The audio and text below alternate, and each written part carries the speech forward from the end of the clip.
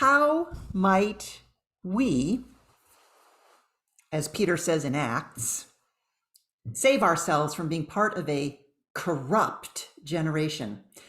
How might we, as the psalm proclaims, be part of a world where goodness and kindness follows us, and for that matter, every creature, every day? How might we have life and have it abundantly? Our gospel and other scriptures today point us to one overarching answer. So today's gospel makes no sense or little sense all by itself because it's part of a bigger story. It's the story of the healing of the man who was born blind from birth. We read the first half of the story a month ago on the fourth Sunday of Lent. So just a very brief recap of that. So the healing of the man born blind is the sixth of 7 signs in John's gospel. The other signs were things like the turning of the water into wine at the wedding of Cana, the feeding of the 5,000, when Jesus walked on water, and the last sign, which comes after the man born blind, is the raising of Lazarus. Now, some people might call these signs miracles, but if we do that, if we call them miracles, it takes us and our ability and responsibility and our call to be part of the answer, to be the Christ in the world. So we call them signs. Like the other signs in the gospel, the sign itself, the actual healing, is short. It's just a sentence or two and the man gets healed. And then Jesus disappears from the story, while those who witnessed the healing quibble over it. So human. They interrogate the man's neighbors, his parents, the man himself. And then the formerly blind man is thrown out of his community. He is cast out, excluded, shunned, expelled, denied, excommunicated. And then Jesus reappears, finds him, recognizes him, includes him, welcomes him, and accepts him. In today's passage, what we hear is the beginning of Jesus's interpretation of that sign. His target audience for this includes the temple authorities, the blind man, the disciples, the original hearers of the first century. So this gospel was written in about the year 90 or so. And by extension, all of us who are also now witnesses of the sign. And in today's gospel, Jesus presents himself as the door and the shepherd. And these two images are meant to explain what was going on in the healing story. In other words, the blind man and Jesus have already acted out Jesus's words today when he presents himself as the door and the shepherd. So back in the first century, and today for that matter, people with physical challenges, for example, blindness, but other things too, are excluded from many advantages that others enjoy.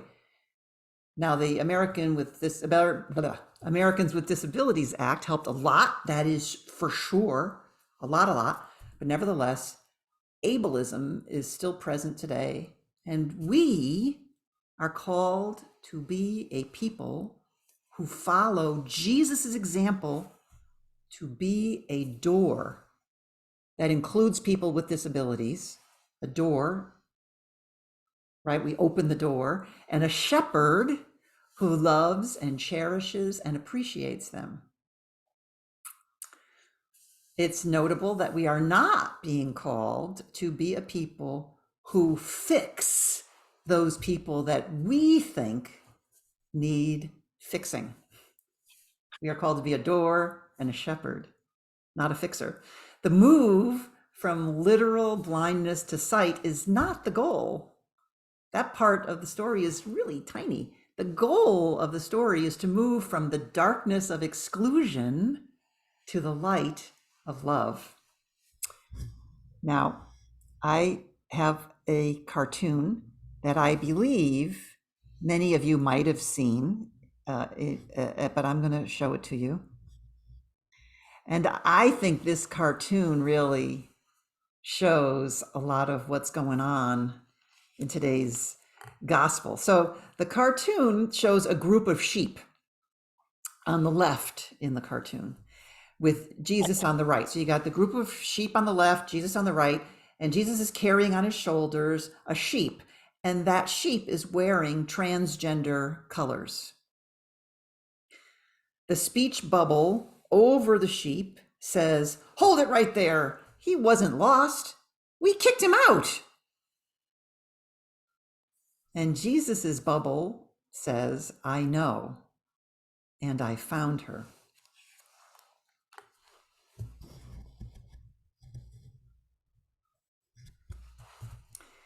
Amen, amen, I say to you, anyone who claims to be in charge of holiness, but excludes even one of my sheep, is an imposter. Follow my example, says Jesus. Be the door and include everyone. Be the shepherd by loving each other. You and I may not have the power to give sight to the blind, but lucky for us, we're not being asked to do that. We do have the power to be the door and the shepherd. And not only do we have the power to be the door and the shepherd, we have the mandate from Jesus to do so. And so that got me thinking about people who, for me anyway, are guides, people who embody Jesus's example to be the door and the shepherd. And I bet you can think of others. So for example, Mother Teresa, our collective book read. Mother Teresa followed a call to spend her whole life being a door and a shepherd for the poorest of the poor. I have a friend, Renee, who is going to be ordained this very day to be a UCC minister. And her special call for her ministry is to teach and preach about ways to be the door and the shepherd for LGBTQ folks, especially trans folks, but all LGBTQ. I wouldn't surprise me if you were thinking about our dear George Ledger, who founded Only a Child as a way to be the door and the shepherd for children in Guatemala who are vulnerable. And I wanted to lift up my son, Jesse, who does not identify with any religion at all. But he is dedicated to a vegan lifestyle, both personally, and also he tells other people about it. He's much more global about it also. And the reason is because putting meat in our markets and on our tables happens to be one of the largest contributors to climate change. And so by adopting a vegan lifestyle and promoting a vegan lifestyle, what he's doing is he's being the door and the shepherd to literally and exactly thousands of species that are being eliminated by rising ocean temperatures and sea levels. So anyway, these are just some people that I lift up in my mind. And my question for myself and for others is, how might I, how might you, how might we together follow Jesus and be the door and the shepherd in a world that needs it so very much?